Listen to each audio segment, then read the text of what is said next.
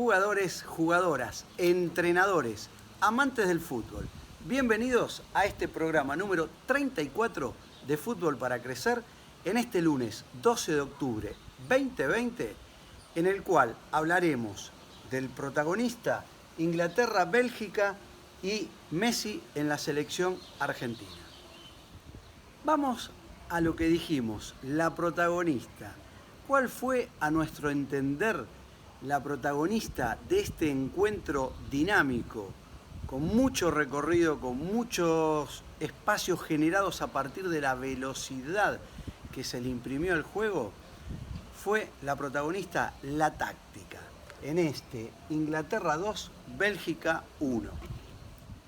La táctica fue sorprendente por parte de los dos equipos.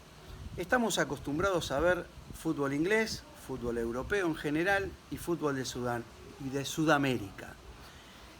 ¿Cuál fue la táctica empleada por ambos equipos? Este 1-3-6-1. ¿A qué llamamos o por qué fue un 1-3-6-1 de ambos equipos?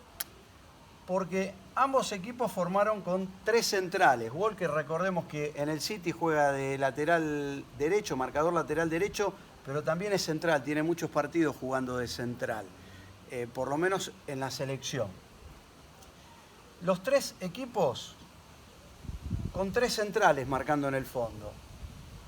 Marcadores de puntas bien abiertos y adelantados. Alexander-Arnold y Trippier. Trippier, el del Atlético de Madrid, Alexander-Arnold, el del Liverpool. ¿Qué sucede acá? Acá hay un 6. Esta es en la línea defensiva. 6 volantes, fíjense, armados con estos triángulos.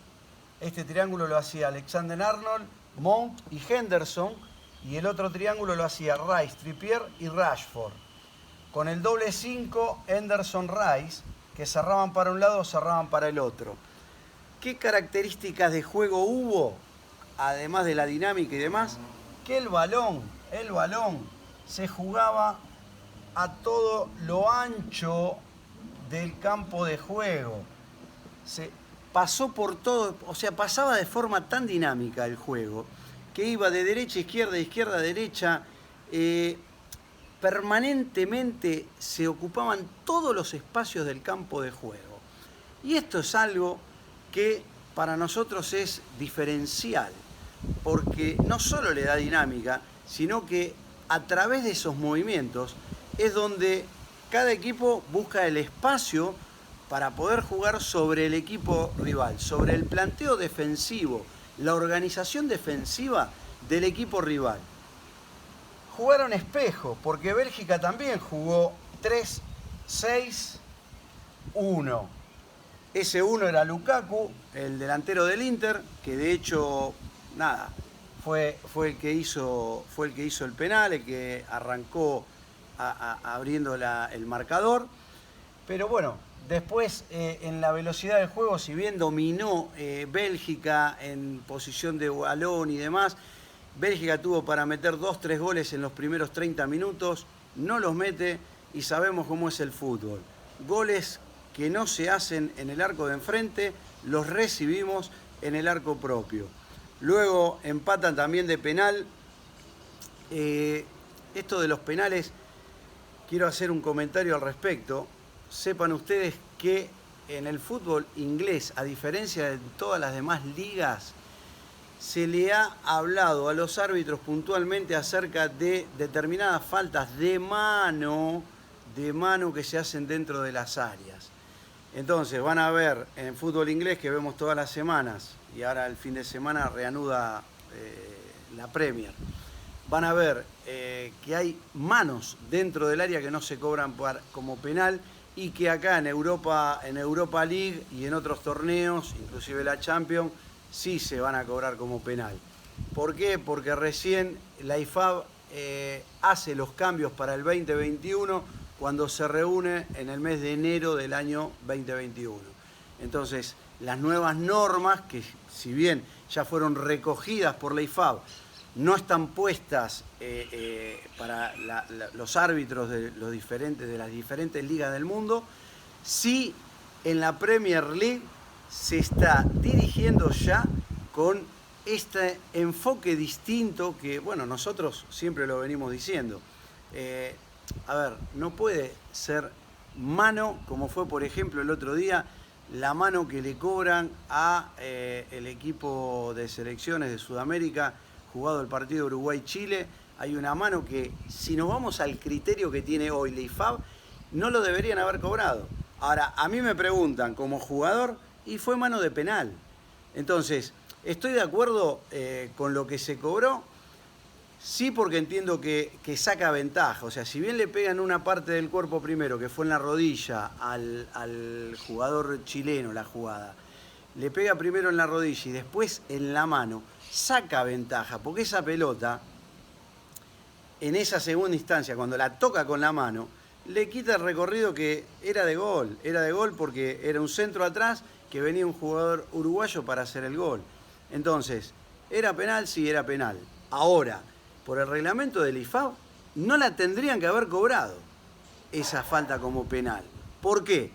Porque no pega en forma directa en la mano. Pega primero en otra parte del cuerpo y luego pega en la mano.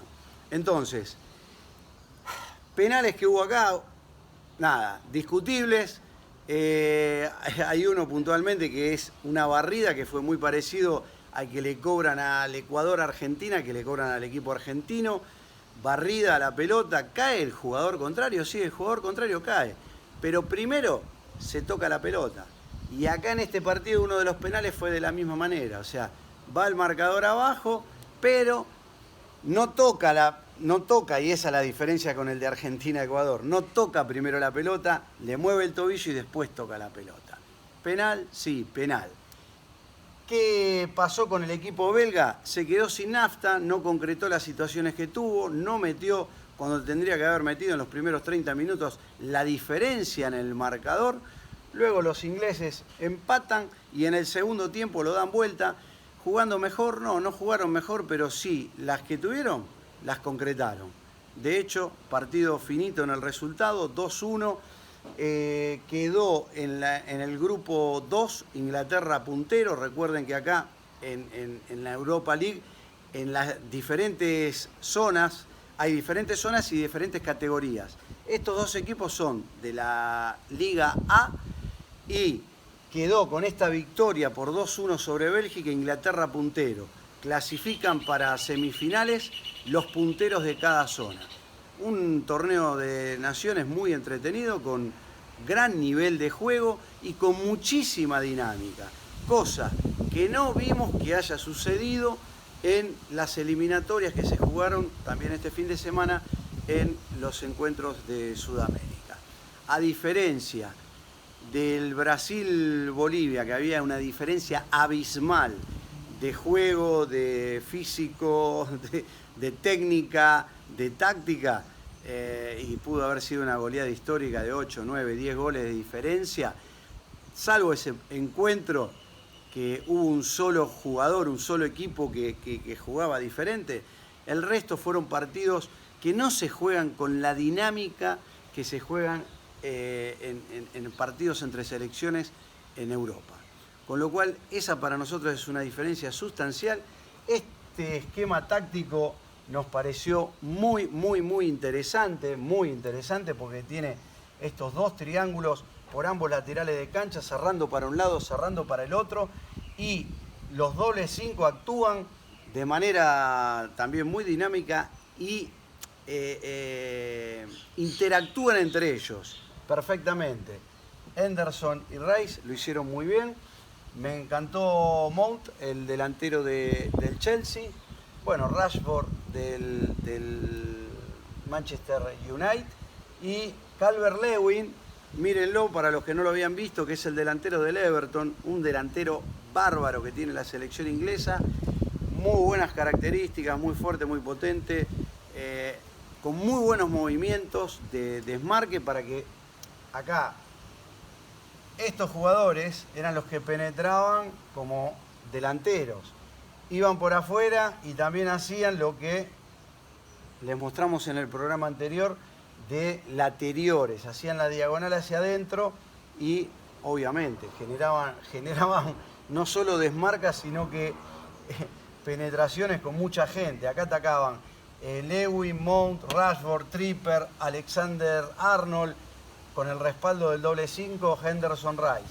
Entonces, 1, 2, 3, 4, 5 jugadores mínimo llegaban a posición de gol en zona del área del equipo belga.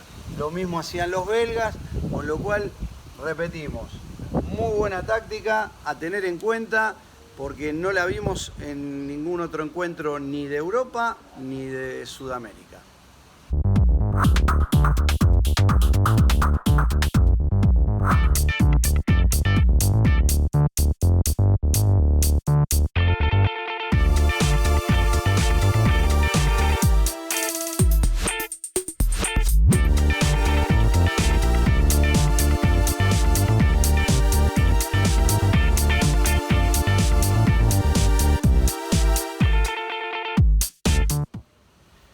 Pasamos a la segunda y última parte del programa del día de hoy, Messi en la selección.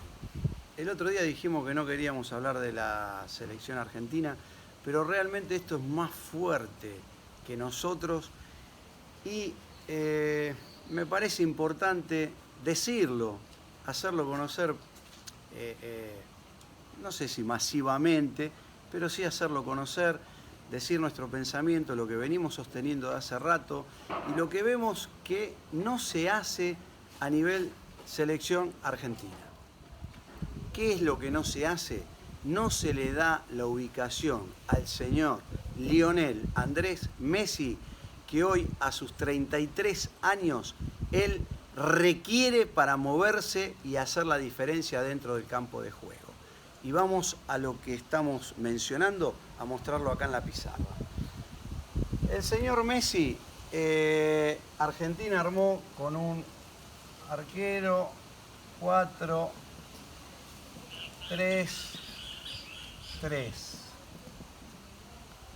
Este de acá era Messi. Como está jugando en el Barcelona, como viene jugando de la época de Pep Guardiola cuando lo puso de falso 9 de derecha al centro. Hoy no tiene el recorrido con pelota que tenía hace 10 años atrás Messi. A ver, no porque no sea bueno, es el mejor jugador del mundo. Pero le tienen que dar la ubicación táctica donde él va a sacar su mayor diferencia por sobre los rivales. Ese espacio donde él va a sacar la mayor diferencia es acá en este cubo que marcamos recién, en este rectángulo, que es toda el área saliendo hasta mitad de la mitad de cancha. O sea, el cuarto de cancha, pero en este recuadro. Este es el espacio, la zona Messi. Zona Messi donde hoy va a hacer diferencia, donde le va a dar espacio a sus compañeros. Messi acá va a juntar al rival, lo va a juntar porque lo van a marcar a Messi, ¿no es cierto? Lo van a rodear 6 jugadores. Y el equipo que sea, en este caso la selección argentina, por afuera, con los laterales, que dicho sea de paso, ninguno de los dos marcadores laterales, ni Montiel, ni el que era Independiente, el marcador lateral izquierdo que era Independiente y que está en el Ajax, en Holanda, ninguno, ni subió del lateral, ni subieron por afuera. O sea, estos movimientos no lo hicieron nunca. ¿Por qué? Porque estaban tapados. Este jugador se ponía acá, que era Acuña, este era Acuña, y este era De Paul. Acá estaba Montiel, y acá estaba... ahora me va a salir.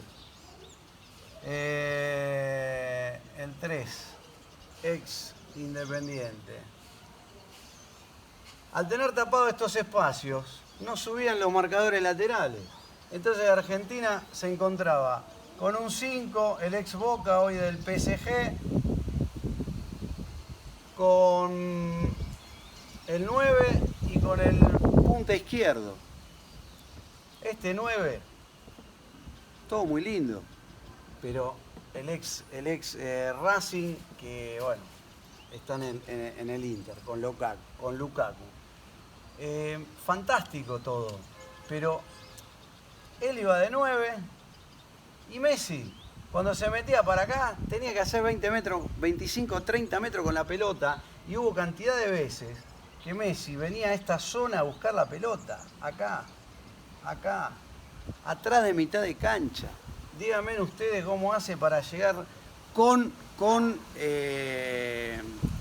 picante en los pies, con gol, con posición de gol, con pase gol, recorriendo 70 metros hasta el arco de enfrente.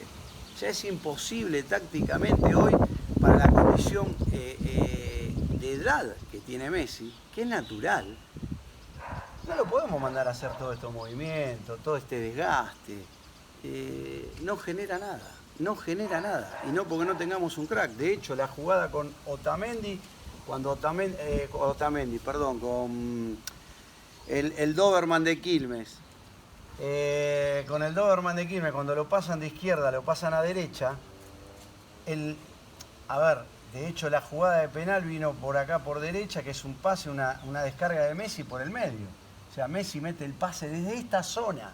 Y acá es donde lastima. Y ahí es donde le va a servir a Argentina. Pero faltan puntas, falta gente que abra la cancha, que tire centro para atrás. Faltan marcadores laterales que vayan en diagonal hacia el arco contrario. Acá, cuando se juntaban y se ponían de doble 5, se superponían el 5 con el marcador central con De Paul. Entonces, es muy difícil, por eso se juega tan mal. No, están tapadas las posiciones de los jugadores. Entonces, ¿son buenos jugadores? Sí, son todos extraordinarios, pero tácticamente hay que hacer que jueguen en diferentes zonas del terreno. O sea, yo tapo al volante izquierdo, lo paro contra la raya y me tapa la subida del tren, a ver, este no va a pasar nunca. Y si acá pasa lo mismo con Acuña, o digo Acuña, puede ser cualquier otro jugador, aparte tienen que tener las características. Argentina no tuvo un punta a punta, como puede ser Di María o como puede ser el chico que era de Boca, que está en la MLS. Puntas de esas características, que vayan por afuera y tiren, desborden, tiren centro atrás, no tuvo en la cancha Argentina. Entonces, va a jugar por interior, bárbaro. Entonces a Messi hacelo jugar acá, hacelo jugar en esta zona, que acá es donde te va a hacer ganar los partidos por varios goles y va a complicar al rival y vamos a tener muchos tiros libres. Argentina prácticamente no llegó al arco de Ecuador. Nada, no es caerle al entrenador, ni a los jugadores, ni nada. Es dar un punto de vista como para que en lo que es la táctica se entiendan cuáles son o cuáles fueron los errores que no deberían suceder. O sea, acá no le echemos la culpa a las horas de viaje, a que se encontraron 2 días para entrenar. O sea, estamos tapando posiciones de jugadores. Entonces no están desplegando el 100% de sus cualidades porque no tienen el espacio para poder desarrollarlo, porque están tapados por un compañero. Así de sencillo.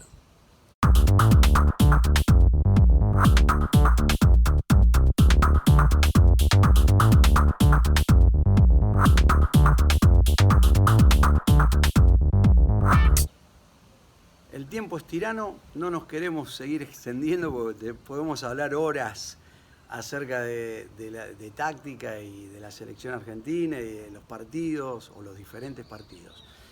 Se viene el próximo fin de semana la reanudación de la Premier League.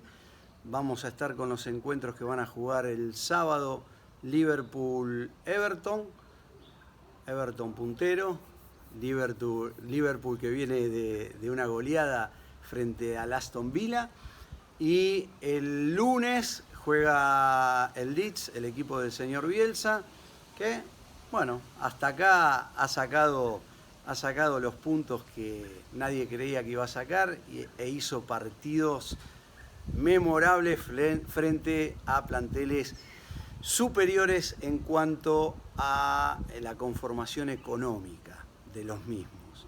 El tiempo es tirano, nos tenemos que ir. Nos vemos el próximo jueves. Recuerden seguirnos en nuestras redes sociales, Instagram, TikTok, Twitter, @ferrofo. Nos vemos el próximo jueves con la previa del Everton-Liverpool.